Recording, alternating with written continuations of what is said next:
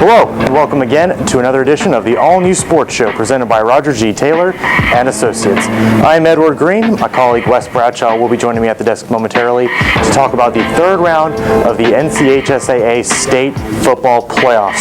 4 of our area teams went in, 2 came out. We'll give you all the details, along with reports from our Rocky Mountain Telegram dispatchers, an updated crystal clear Pepsi six-pack standings, 60 seconds of soccer, and so much more.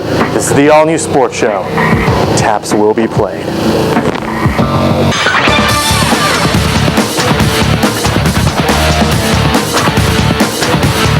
Dogs coming on a blitz, a nice pickup. Green gets rid of it and caught on the deflection. Put 6 on the board, Knight fans. That is a touchdown. Haggerty is running hit and run, but it's right to Carter, who flips the second for one over to first in time for a double play to end the inning.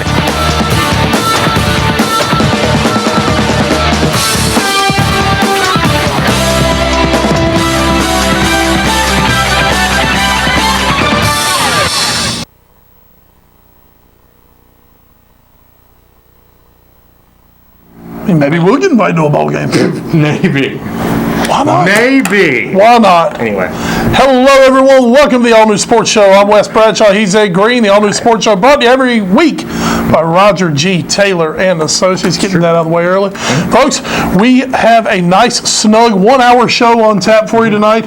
Not 101, not 102 as we're famous for. 1 hour. So we're going to get right to it, folks. Ed Green, Wes Bradshaw. Ed, put us over here on the All New Sports Show. You see the address for our podcast. Go check that out. That's the Foreign Affair podcast. If you want to get up the All New Sports Show, get us on Twitter at All New Sports Show, at Wes Bradshaw 21, at Edward Green. Go check out our Facebook page. A lot of people did this weekend for reasons we'll get to. Facebook.com/All New Sports Show, YouTube.com/The All New Sports Show, and also Periscope. Periscope by following us on Twitter, again, at All New Sports Show. Then download the Periscope app, follow us there. You got to see like the first 4 plays from Rocky Mountain if you follow us. So maybe if one of those 2, there are 2 remaining teams. Don't say that. The state's going to charge us. Just saying. I'm just saying. Maybe if they make it to the state finals, maybe the press conferences on the Monday morning might get Periscope. I'm just saying. Anyway. Booyah. Check it out. Welcome to the show tonight, Richt the Raven. That's R-I-C-H-T. Folks, I wear black under my shirt for Georgia. I wear black for Georgia. It's actually a Georgia shirt, so we love you, Mark Richt. Don't you go change him. No. Just to please us. All right, folks, big night on tap. 4 high school football games from Friday night, all played in the third round of the North Carolina High School Athletic Association State Playoffs. We're at the 3A, the 2AA? 2A. 2A, 1AA, and 1A action. We had all of it for you. Folks, join us a little later in the show. Jonathan Cobb, head coach of the Southwest Edgecombe Cougars, they're heading to the Eastern Finals. They're going to face Kinston. We'll talk about that in a little bit. He will be joining us a little later in the show via the telephone line. Josh Wallfish from the Rocky Mountain Telegram going to be with us. But folks, we are going to hop right in. Ed and I had a tough decision to make this week, folks. We knew the Tarboro Vikings were at home against James Keenan on Friday night. That was our original destination. But after Havelock was upset by Eden Moorhead, Rocky Mountain ends up with a home third round game. And we talked about there was just this, we kind of had this feeling. We knew the script writers. We knew the script writers, you know, they enjoy us. They like it because we acknowledge them. And no one ever gives them any acknowledgement. Yes. So we acknowledge the script writers. They like that from us. So they said, guys, you might want to go to Rocky Mountain. That's a good idea. So we made a last minute decision. We went to the Capstone. Thank God. And we had a ball game for you, folks. Final score, Rocky Mount 35, Eden Moorhead 31. Griffons into their 4th Eastern Final in the last 10 years. First since 2008. First time they've been in the third round since 2008. They get the job done. They are heading to the Eastern Finals. They'll be taking on Eastern Guilford in Mebane on Friday night, 7:30.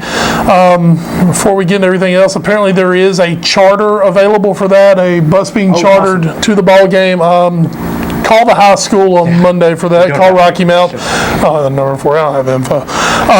But check into that if you're interested in that. Talking about the football game, though, Ed, Early on, it looked like this was going to be a Rocky Mount walkthrough. Eden Moorhead takes the opening kickoff. They move the ball pretty well down the field. It ends in a Detrell Rivas interception for the Griffons, and then Rocky Mount sliced through the Eden Moorhead defense like a hot knife through butter. Literally walked it down the field, waltzed into the end zone, and I think I looked at Edward and said, all right, that's how this night's going to be. Yeah. How wrong I was, which is that's kind of a theme for me. Right, because Rocky Mount did end up rushing for 308 yards on the night. So Rocky Mount punted once, so I wasn't that off. No. It was just possession suddenly became at a premium in that ball game, and you better do something with them when you got them. And Eden Moorhead did. They took the kickoff right after that from Rocky Mount. Jadakiss jumper takes it 77 yards to the house to make it 7-7. Jadakiss used to play before the baseball games at Rocky Mount, by the way. That's a different. Not Jadakiss jumper. But after that, Eden Moorhead just kept matching them score for score and actually took a 21-15 lead into the half. And at that point, this was a team that was also throwing the ball very well. Their quarterback, 18 of 29 dabs for 204 yards. Just the one interception on the night. Did also have a touchdown completion in that second quarter. But he really kept them going, and that was something you mentioned it early in the night.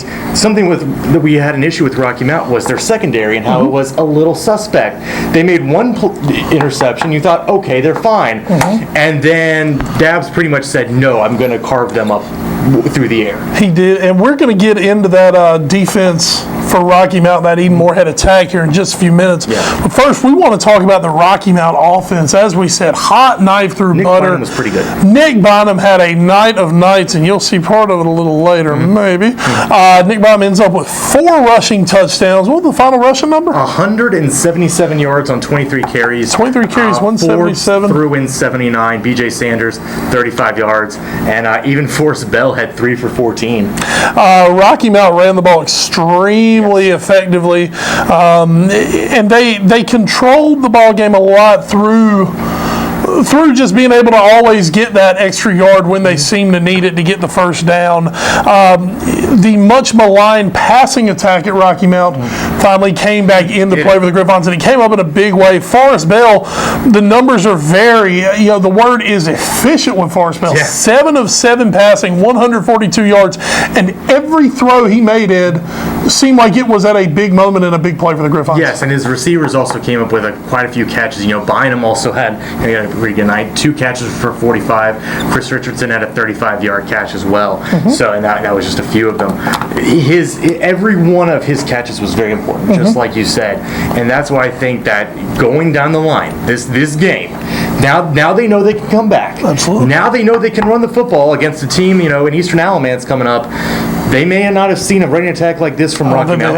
And finally, they know now if they need Forrest Bell, he can come through in the clutch, because he did last night. And that's big time for them. They were efficient. They were. It was a high-powered offense, but not in the traditional thinking of a high-powered offense. Everyone thinks high-powered offense means you got to spread it and throw it. Folks, if you can move the football at will, you can move the football at will. However you get there, Rocky Mount is doing it. This, as we said, 4th Eastern Final in 10 years, and guess what? Every one of them has been on the back of a strong, powerful running game. Under B.W. Holt, it was the tight wing tee that Rocky Mount ran that just gave people fits. Under Jason Battle, it's a little more spread out. It's a little more spread added into that, but it is still at the heart of it, the wing tee, and Rocky Mount runs it so well. They ran extremely well, and the guy who had the big night, 177 yards rushing, 4 touchdowns, including the one that really, really mattered the most at the end of it, was Nick Bynum, and he was our player interview in the postgame. And we're going to take you right back out now to Griffon Stadium with our postgame interview with Nick Bynum. And folks, welcome everyone here to the football field at Rocky Mount High School. Griffons 35-31 victors tonight over Eden Moorhead. They had to do it in comeback style, down 2 scores in the 4th quarter. And folks, with 4 seconds remaining on the clock, Griffon fullback Nick Bynum plunges in from 2 yards out for one of the biggest touchdowns in Griffon history. Nick, I know you grew up watching those Griffon teams of the mid-2000s. You've seen them get to 3 Eastern Finals, and now you get your chance to join, alongside that fantastic group of guys, and now you guys are there. I mean, we're literally about 15 minutes since you found your way in the end zone. How do you feel right now? I feel wonderful, man. It's just a blessing. Growing up, watching them boys play, it was a bond. It was a brother bond, and that's what we got out here today, and that's what we did. Coach Biden leaned on his seniors to get it done, and that's what happened. Nick, late in the football game, you guys go down. It's 31-22. Your defense had not gotten a stop, it seemed like, in forever. And then, you get a score. You cut it to 3, and then they get the ball back. They're driving down the field. What are you thinking on the sideline as you're having to watch it go down? Oh my God! It's scary. We was praying all night for defense to make a stop, but thank God they got that last stop. We drove on the field and win the game. Now, 4th down and goal from the 2-yard line. Everything's hanging in the balance. Your last high school football game, if you don't get in, when Coach Bell looked at you and said, "Nick, we're giving you the football," what did you feel going out to the line of scrimmage? Coming out to the line of scrimmage, I felt everybody was on my back, and I was gonna take everybody on my back in the end zone. I won't let my team down, my coaches down, my fans, nobody. I was not letting anybody down. I was getting in the end zone. And now, Nick, Rocky Mount goes to a place where, in the past, Alamance County has not been kind to the Griffons. But you guys have a chance to change that in a week. Just give us an early talk about what we're going to expect this week in the prep from the Griffons. Coming out next week, coming in Monday, practice hard like we always do. Nothing's changing. Just getting ready for them boys, and we can come out and do the same here. OC's Nick Bynum. He is the hero tonight of Griffon Nation. The 2-yard touchdown plunge with 4 seconds left secures the Griffons a 3rd-round win here in the state playoffs. Nick, congratulations and good luck next week at Eastern Alamance. Thank you. I appreciate it. Folks, that's going to do it for this week's player interview here from Rocky Mount High School.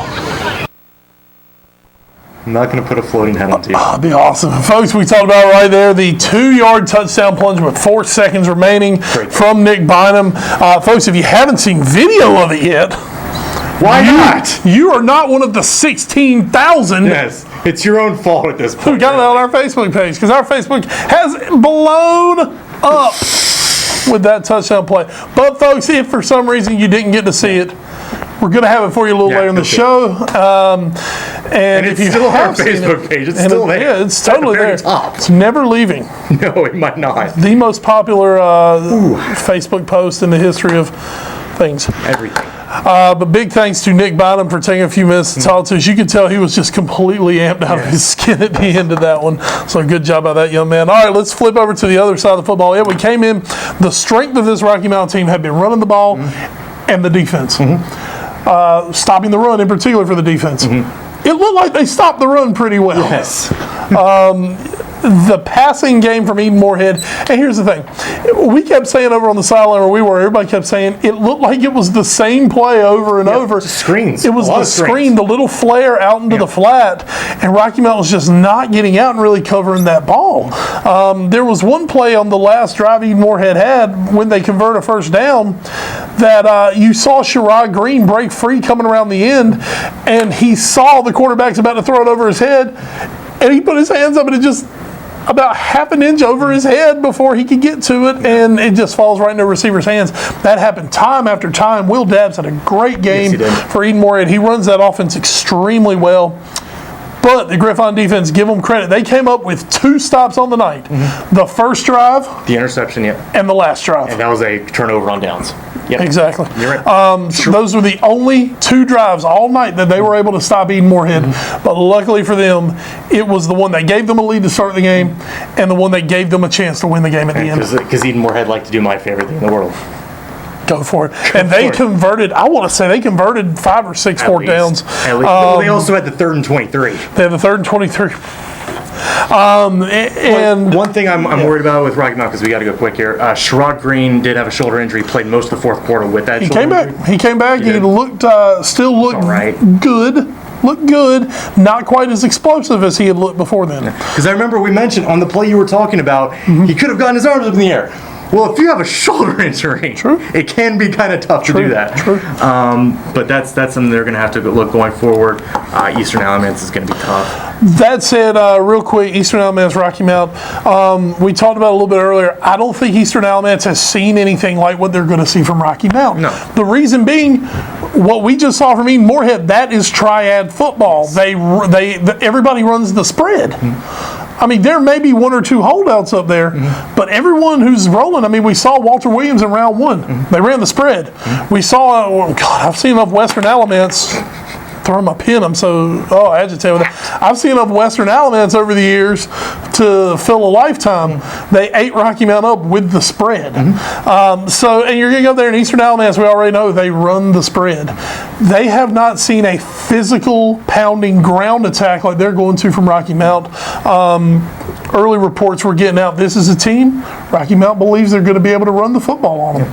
And that obviously is going to be the key for the Griffons, is establishing that run game and trying to hold what is a very good Eastern Alamance quarterback, hold them under control. And who's the guy who's got to come up with a plan this week? Jason Battle. He's your head coach, Jason Battle. He joined us for a few minutes after the ball game, chatted with us. The orange in the beard is mostly gone. It is just down. It's just down and dirty. You're in the Final Four. And let's talk to him now. Let's head back to Griffon Stadium one more time and talk with head coach Jason Battle.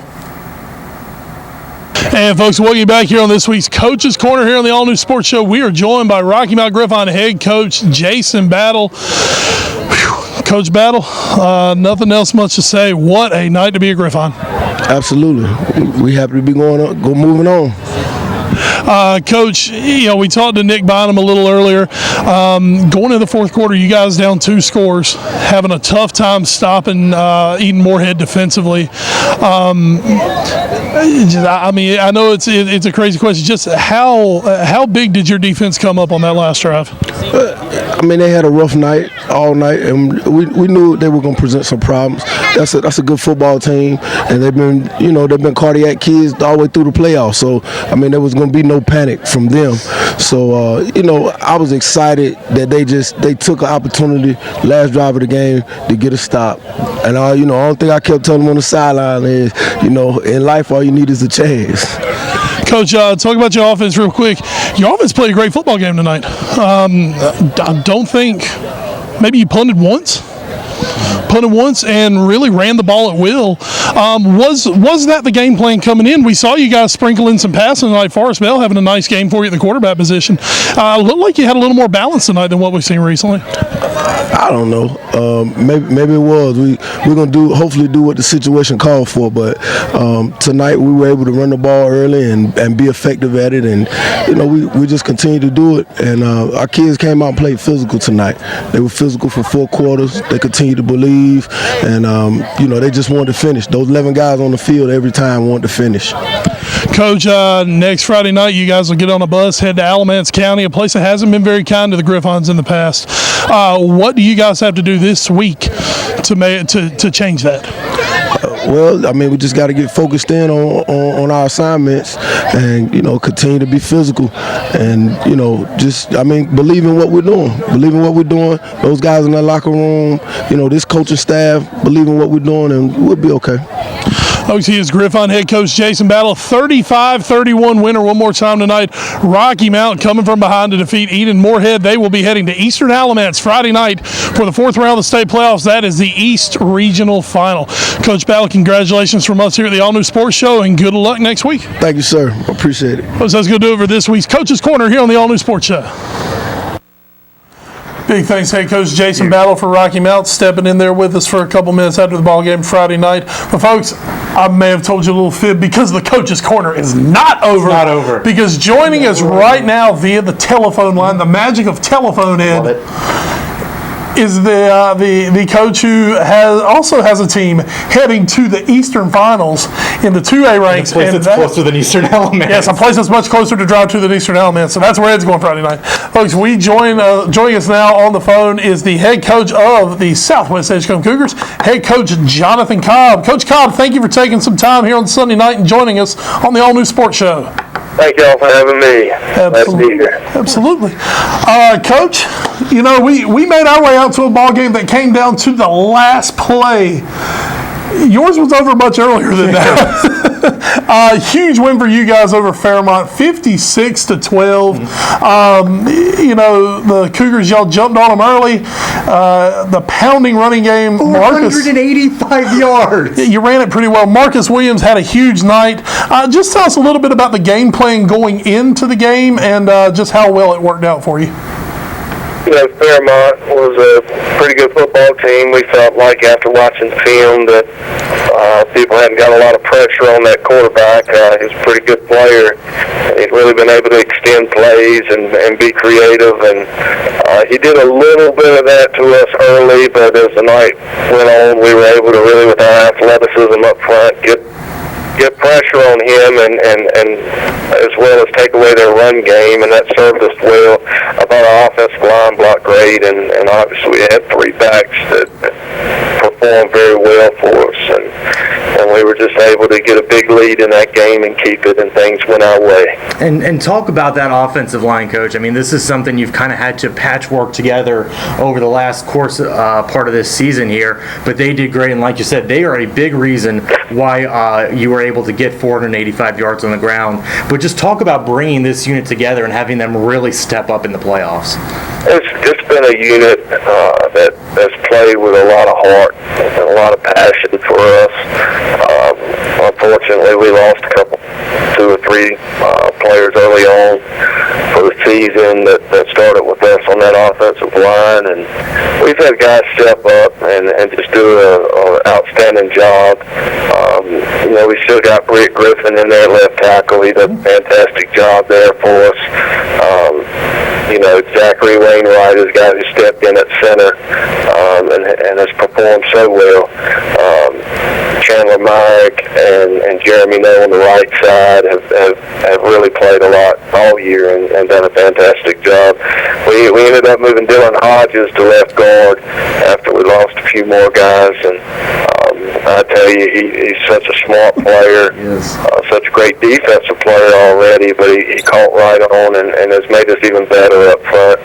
Great with the traps and everything, and then we're pretty well off at tight end. We got Quantellis Norwood back, and a junior on the other side, Montavious Andrews, has just blocked so well for us.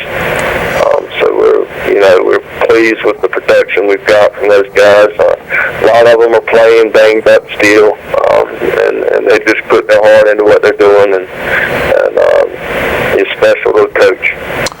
Coach, the offense that Fairmont brought into this football game, an offense that, while it is becoming a little more prevalent here in the East, still not one that you guys see week in, week out. Just talk a little bit about your defense and how they were able to perform so well. You know, we talked about the pressure on the quarterback, but, you know, your secondary with balls flying all around the place. Just talk about how good of a job those guys did. You know, we got a very athletic defense overall, and our defensive staff has done such an outstanding job for us. Carl Smith and Joe Williams as co-coordinators, and then Al Randolph with our secondary. We really feel like we got three guys back there in the secondary, and at times four when we move Norwood back there in that package. But two corners, Hassan Hamil and Kevontae Dupree, and then the safety, Josh Davis, has just played lights out for us all season, even at times putting those guys on islands out there. Certainly have also got a lot of production out of the linebacker core. And, you know, I think we're undersized, but we're scrappy, we're quick, we're athletic, and those things serve us well when we face the spread offenses. Well, Coach, I think we'd be a little remiss if we didn't ask you to look ahead a little bit to next week. You'll be playing a Kinston team who's 14-0 now on the season, but their last two games have been pretty tight. They get by Aiden-Grifton by 18-14. They beat Northeastern 14-13. Had to come from behind in both games late. Yes, they did. So this is a team that looks like they could be had here. Just what are your thoughts as you guys prepare for Kinston? Well, first of all, I've watched plenty of film today, and they have athletes all over the field. I think they're well coached. I certainly think it'll be a more polished spread offense than the one we saw last week, or even the one that we defended earlier in the season against Bedingfield.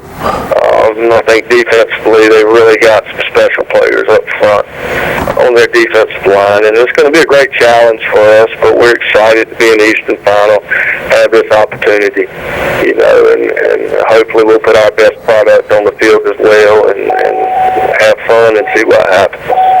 Coach Cobb, we thank you so much for hopping on with us tonight, taking some time out of what I know has been a very busy weekend for you and the Cougars, and we wish you all the best in your prep this week. And as we said, Edward will be seeing you guys on Friday night down in Kinston. Okay, great. Thank you guys for what you do. Thank you, Coach. Have a great night. You too. Bye-bye. This is Southwest Edgecombe head coach Jonathan Cobb. Thank him so much for hopping on with us on this Sunday night. Ed, we're going to talk a little bit more a little later about the Rocky Mount Eastern Alamance Southwest Kinston matchups. Just real quick, Tarboro dropped a 21-14 ball game to James Keenan, a game that they led early, but James Keenan just so athletic defensively. They were bigger. They were bigger, a little faster than Tarboro. Defensively, they took away a lot of that Tarboro running game. Tarboro just kind of spun their wheels trying to get going. Give Tarboro a lot of credit. This is a team that we both talked about is probably a year away from really that's kind of what we good. felt. And they still hung in there against a team that, this is something, they're going to go play Wallace Rose Hill next week. James Keenan is. And Wallace Rose Hill has been blowing out teams this playoffs. James Keenan beat Wallace Rose Hill in the regular season. So this is a really, really, really good James Keenan team. Well, I mean, when you look at it, the two teams left in the 1AA East are the only 1A teams that in 3 years have beaten Tarboro. Yeah. I mean, obviously that's not any kind of consolation for Jeff Craddock and his staff. But all you can say is, well, at the end of the day as a coach, you just want to say I was beaten by a better team. And literally, I think Tarboro can say that. There's just been two teams that have just been better than them on the field on those nights. They're going to match up. I think Tarboro is in for a monster season coming up next year, and the season after could be a monster as well. We won't get too far ahead of ourselves, but Tarboro done for the season. Also, North Edgecombe, as they go down to Southside, they as well had a lead, weren't able to hold on to it. 16-0, and they end up losing 36-24 to Southside against Very good Southside team. Very, very good. Southside will be taking on Plymouth next week. Good luck. Good luck.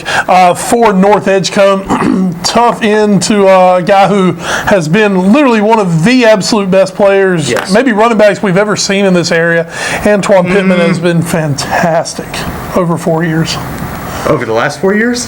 Yeah. Okay. Oh no, I'm just saying one of the best. Okay. I didn't say it was the best. Okay. We've got plenty of great. As a man, we'll talk about it in a little bit of the show. We've got plenty of great players guys there. I'm just saying I believe he was one of the best running backs we saw because that kid was lights out.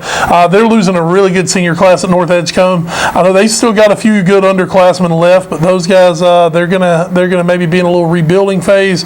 We'll see what's going on out in North Edgecombe for 2016. Next summer.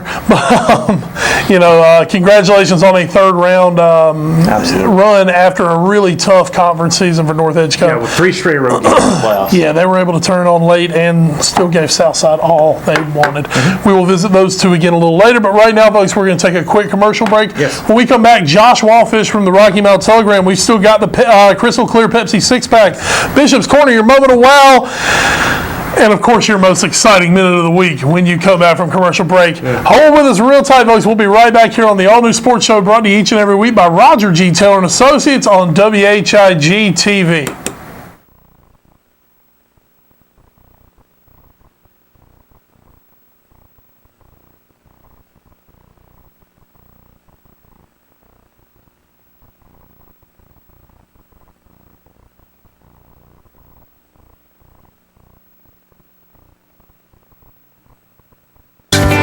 in the book, or at DexKnows.com. Dex can help you get results fast and deliver the best local advice so you can get it done right. Right here, right now. We should do this more often. Dex, results for the here and now. Deals, deals, deals.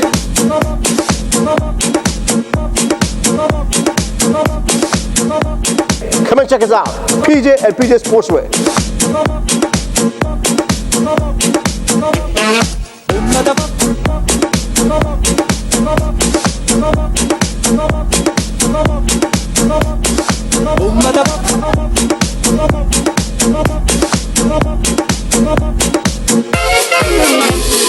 Come da porca picchita va bene, se tu la parla miezza americano, quando si fa l'amore sotto la luna, come da bene in casa. We open every day, Monday through Sunday. You come down here and we go take care of you. I don't follow the trend, I create the trend. I'm PJ, the trendsetter.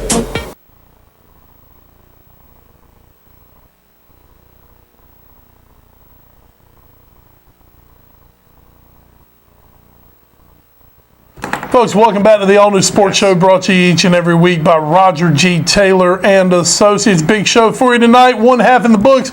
Second half still to come. Josh Wallfish is on deck. But first, folks, it's your most exciting minute of the week. It's time for 60 Seconds of Soccer!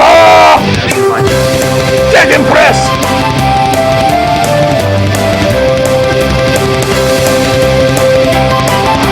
The team who came back from the dead. Ed, 60 seconds on the clock. I'm going to let you go first, Ed. Oh, you're going to let me go first? I'm going to let you go first because I'm bringing it home with Thunder. Not much to report.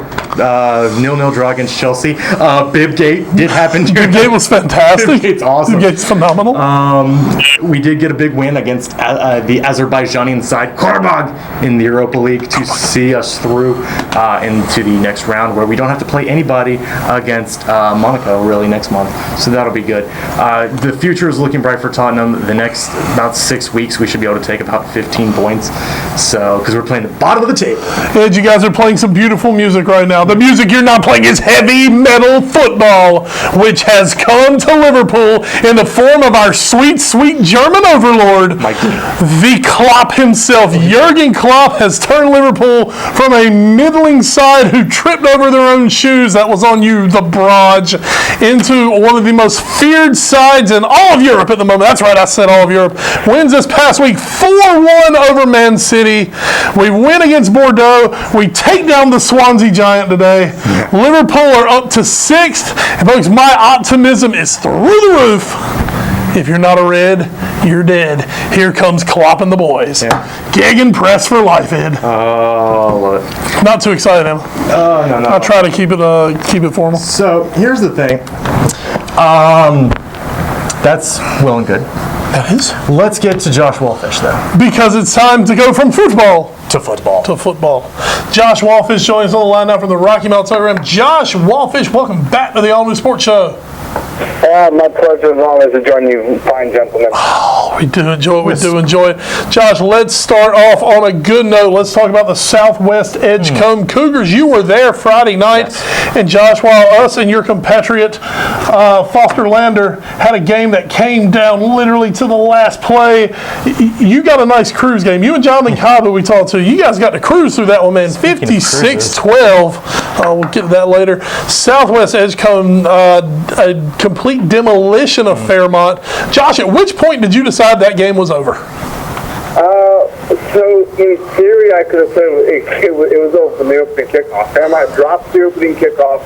Southwest recovers it, and 6 plays later, Marcus Lane finds the end zone. And you had a feeling at that point that things were going to go the Cougars' way. But I really think it was over for the game when Fairmont actually received the second kickoff, actually held on to the football, and they were stopped on 4th down inside Southwest territory. The Cougars went right back down the field and scored relative ease, and at that point you had a feeling that A, Fairmont couldn't stop the Cougars from running the football, and B, with the fact that Southwest was going to get the second half kickoff, that they were going to continue to have at least a 2-score lead, and lo and behold, they just kept scoring, and and Fairmont had no answer for Southwest.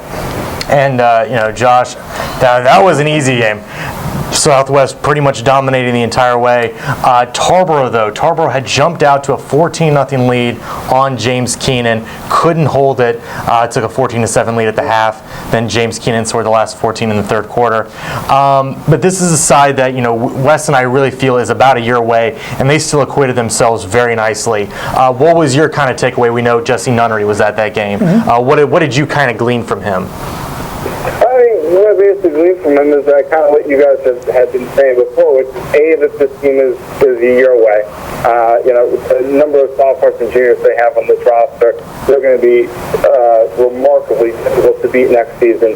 But more importantly, Tarboro has yet to find a way to beat James Keenan, to beat Wallace Rose Hill when the chips are on the table. It's hard. Last year, Jeff Craddock left Warsaw, and he said that was a winnable game, and we kind of let one slip away. And I think it was even more so, again on Friday night.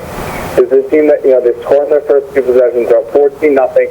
Things are looking great, and then the offense, doesn't.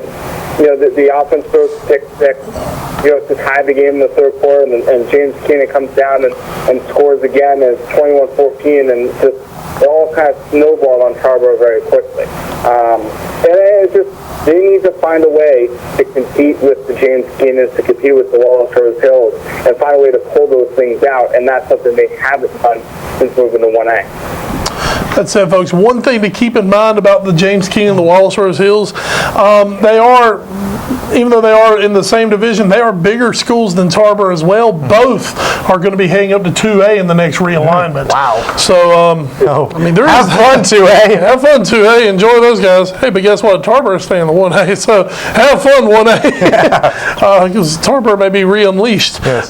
Speaking of a team who will definitely be staying in 1A, yes.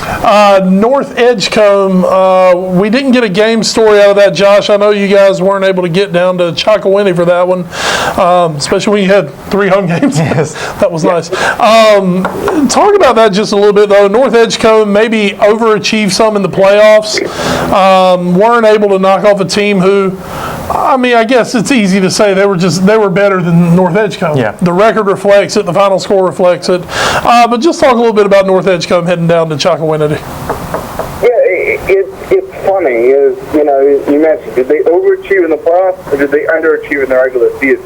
That's really, I think, the question is North Edgecombe as good as, basically being a 3 seed in the 1A, or did they, beat Pamlico, they beat Walden, were those actually upsets? And I think that's a big question. And again, when you look at North Edgecombe, you talked earlier about Antoine Pittman and kind of the wonderful spirit he has had for the Warriors. Southside knew it had to stop Antoine Pittman. It didn't do it last year and survived. And this year they really focused on Pittman. Pittman got a couple of early scores, as you mentioned, for the Warriors to take the lead, but eventually there's only so much variety in that North Edgecombe offense.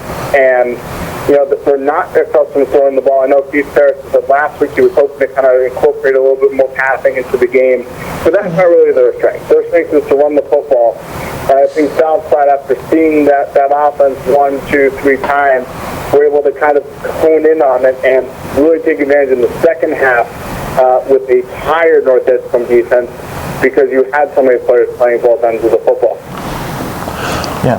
Well, at the end of the day, North Edgecombe is always going to be a little limited unless they're just more physically dominant than everyone else, just because they don't have the big numbers and they don't have the, as he said, they don't have the variety in the playbook. They run the football, they run it well.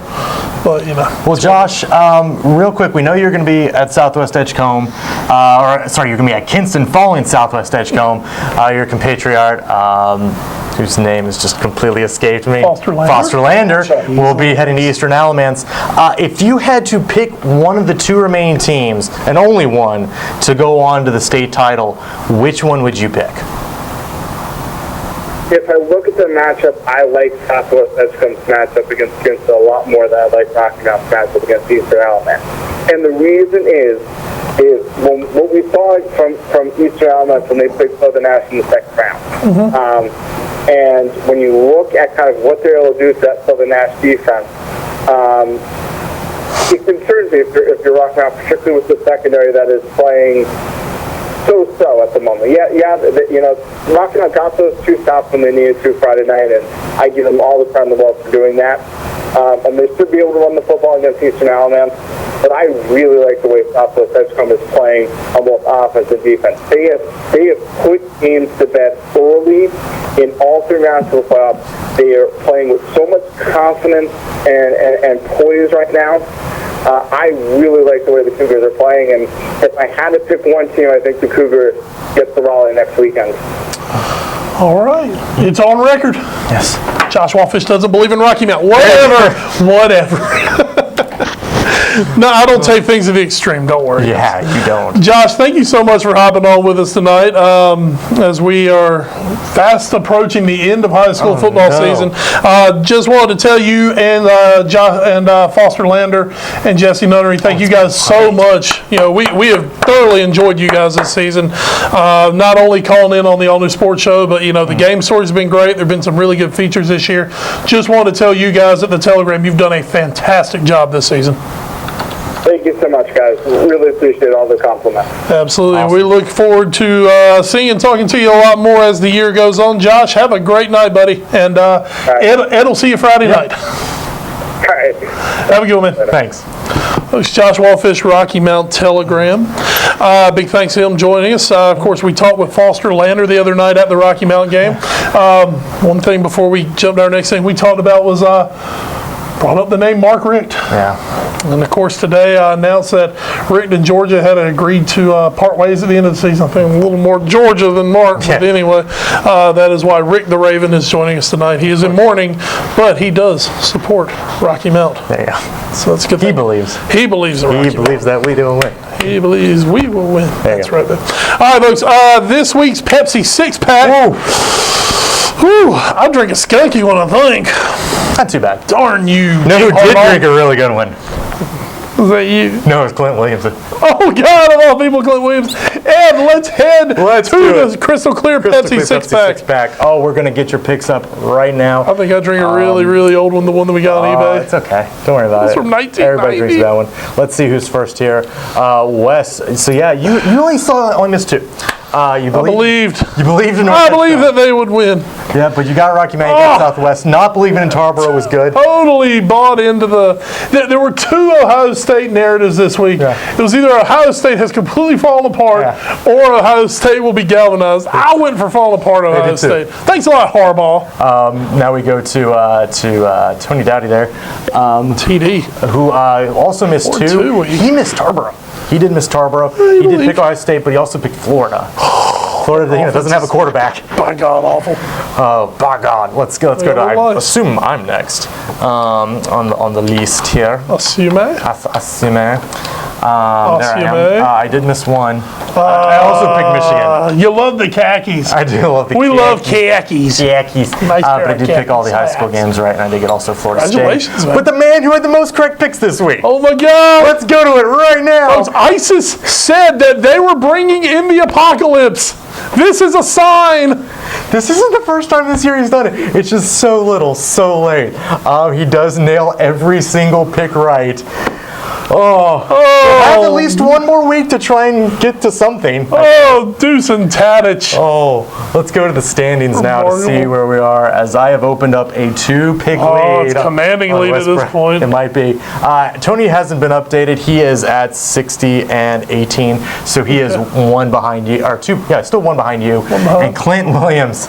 He's hanging on. He's trying. He's 4 back. He's gaining. He gained a little ground. He gained a game. He's got a chance. Gained a couple of games this week. So we'll see now as we come back out here. We'll see, because we only have 2 high school picks to make this week. That's right, only 2 high school picks.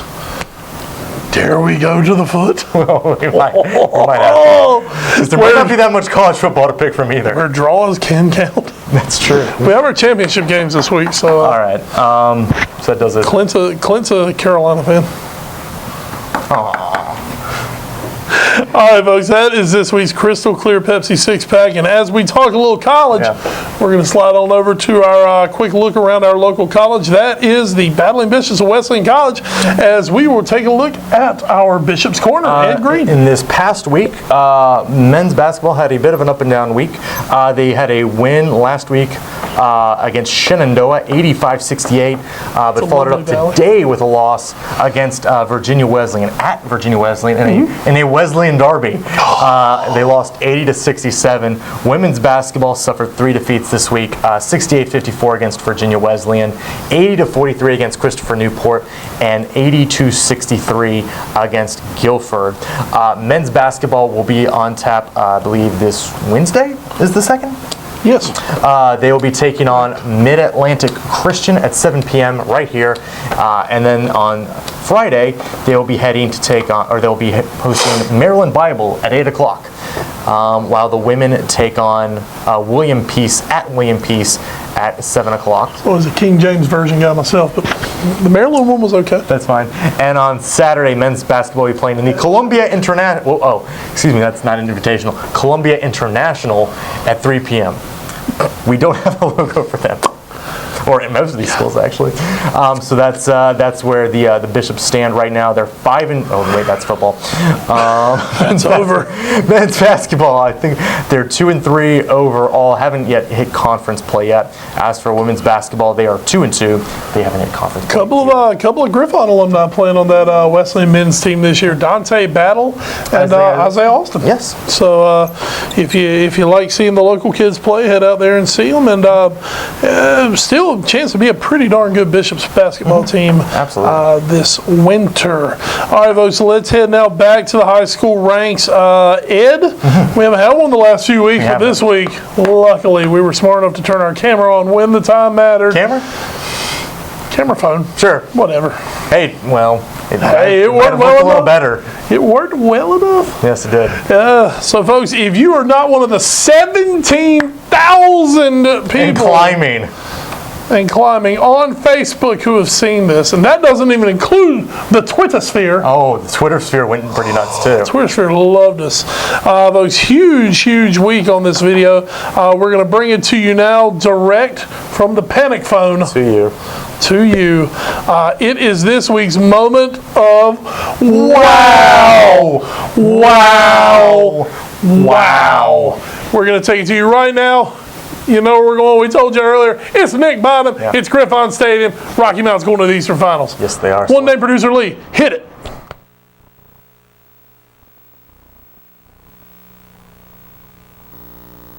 Because the Facebook doesn't like us that much. All right, I'm gonna try to recreate this. Do you like the title of this video? The band is on the field. No, those are just fans on the sideline everywhere. Someone's aunt is on the field. Get off the field! Get off!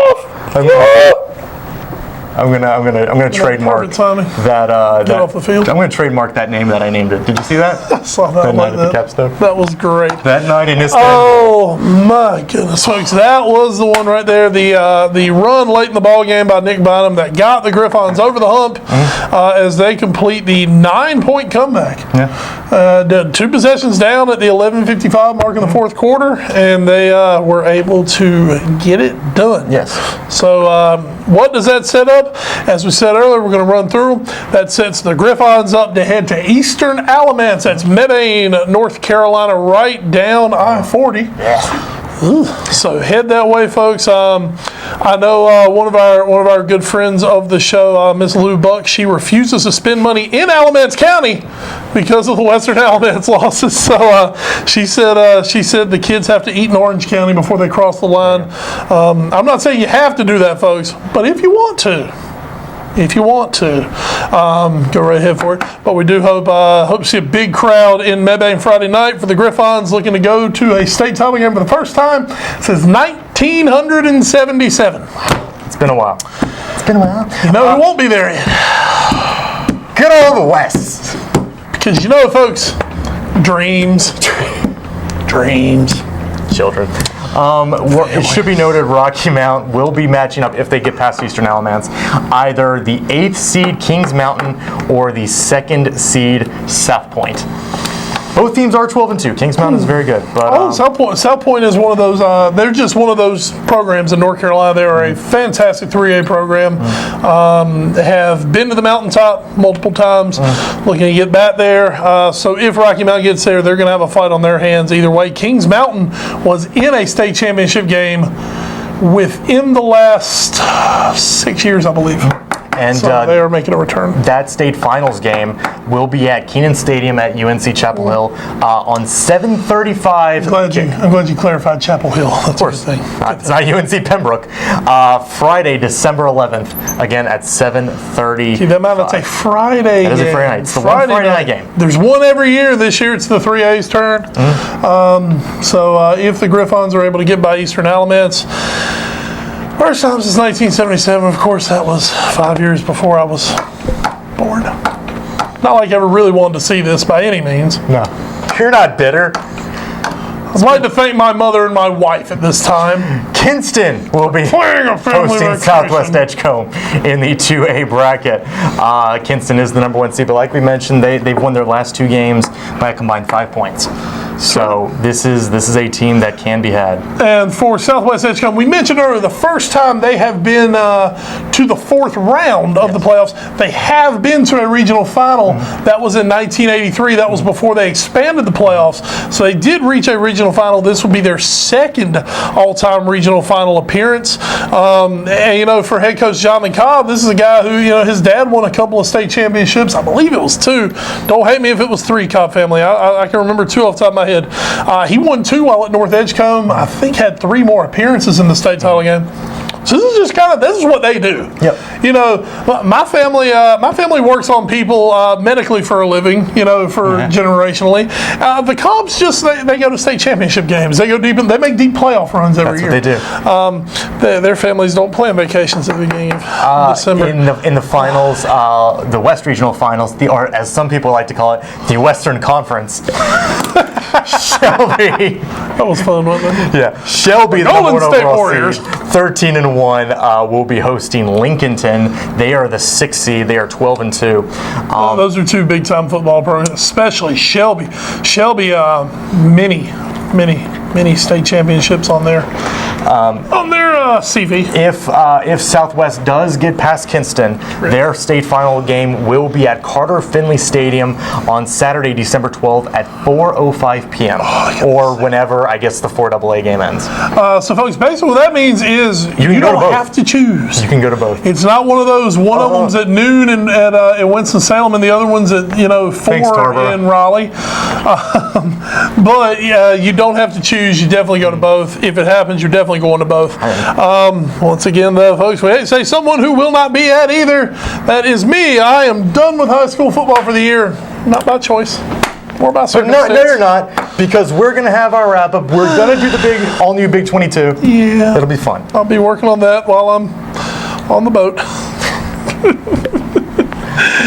Folks, all I have to say, and if you're watching out there, folks, if Charles Austin were still here, I would be absolutely decimated right now for planning a vacation anywhere near football season. Let's do a quick Todd Gurley. Or for that fact, I would have been going into basketball season, which would have been a problem too. Todd Gurley in a 31-7 loss today. Not that this was really his fault.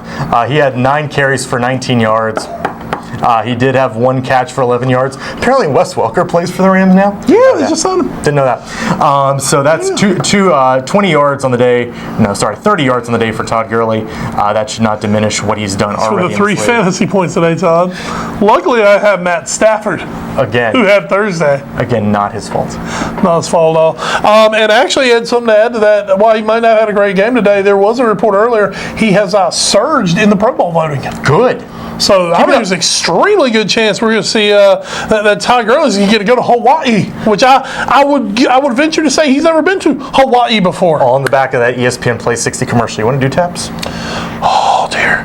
All right, folks, it is the time of the week where we say goodbye to our teams who are no longer playing football with us this year. We went into the week with 4 teams. We come out of the week with 2 teams, 2 left standing. 2 of our comrades fell, and this time we will honor those comrades. Always good to have it pulled up. It was almost. And here we go, folks. Tarboro. I missed the beard. North Edgecombe.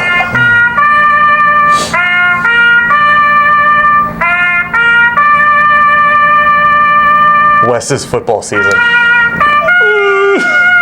Mark Rick's career. Notre Dame's playoff chances. But not Les Miles. No, never. We salute you. Yes. Tarboro, North Edgecombe. See you in 2016. You're on the clock. Yep. 2016 starts when it starts. Yes. And we will be there, of course, in 2016, assuming no one changes there, to talk to Coach Perisher and, of course, Coach Craddock in the preseason. Ed, God, we have done it. Yes. We are under an hour. We tried. I don't know how we done. Well, we just need 4 teams a week. That's it. There you go. That's all we talk about. We just need to decimate ourselves. Exactly. We just need to. We need to play a little version of the Hunger Games and see who gets coverage from us every week in the future. We do now offer relegation. Central. All right, folks. Ed, put us over. All New Sports Show on Twitter. You are at Wes Bradshaw 21. You can tweet me about that horrible comment I just made. At Edward Green. You can find us on Facebook again, as many of you are now. Facebook.com/All New Sports Show, or just search us. You'll find us now. YouTube.com/The All New Sports Show. Find all our videos there. Periscope, again, periscoping. We love to periscope. Search us at All New Sports Show. It's just like Twitter. Of course, both. We will also personally periscope once in a while from time to time. So follow us. Yeah, I might give you a Saturday periscope next week just so you can feel my anguish if it goes a certain way. Podbean.com, NGSCSports.com, and the iTunes Music Store. Search for A Foreign Affair. That is our spin-off show, the podcast. Check it out if you have nothing else to do. You can back up some episodes and listen to them this coming week. So I'm going to have to take my Ed with me into uncharted foreign waters. There you go. I hope they're charted, by the way. All right, folks, that is going to do it for us tonight here on the All New Sports Show. Big thanks to our friend Richt the Raven, R-I-C-H-T, Richt the Raven, making an appearance tonight in spite of the bad news going on for his family today. He made it down here. Big thanks to him. Big thanks to Jonathan Cobb. Big thanks to Jason Battle, Nick Bynum, and of course Josh Wallfish, all coming to you this week on the show. Foster Lander, you may be on next week, big guy. Ed is heading to Kinston. Yes. I am heading somewhere else. All right. Time to say goodnight. All right, let's go do it, folks. For one-name producer Lee, for Ed Green, I'm Wes Bradshaw. We'll see you soon here on the All New Sports Show, brought to you by Roger G. Taylor Associates on WHIG TV. Good night, America. Bye. I believe in Rocky Mountain. I know you do. I do too. But I'm glad.